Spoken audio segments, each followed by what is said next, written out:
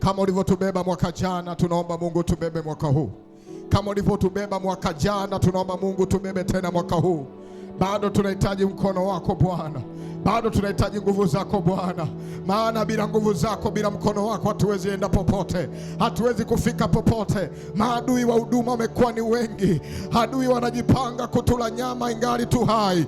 Maadui wanahesabu hatua zetu watumeze. Lakini ushukuriwe Bwana unayetulinda, ambayo kufanya mawindo kwa adui zetu. Tumekuja saa hii Bwana mbele ya madhabahu yako, tukisema Bwana tunahitaji uwepo wako tena. Tukisema Bwana tunahitaji nguvu zako tena. Tukisema Bwana tunahitaji nguvu zako tena.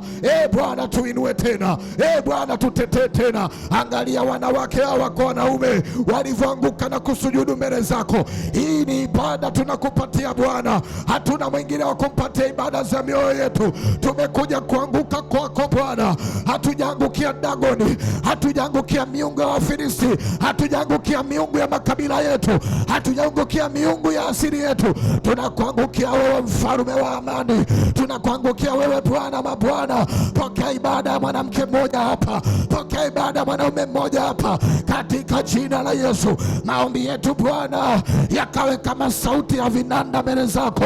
Yakawe maombi yanayopokelewa. Yasiwe kelele mbele zako. Omba kwa mzigo, omba kwa mzigo. Omba kwa mzigo, omba kwa mzigo. Beba huduma kwa mzigo. Beba kwa mzigo. Bwana nataka uombe. Bwana amekuchagua wewe uweze kusimama mahali palipobomoka. Simama kwa zamu yako.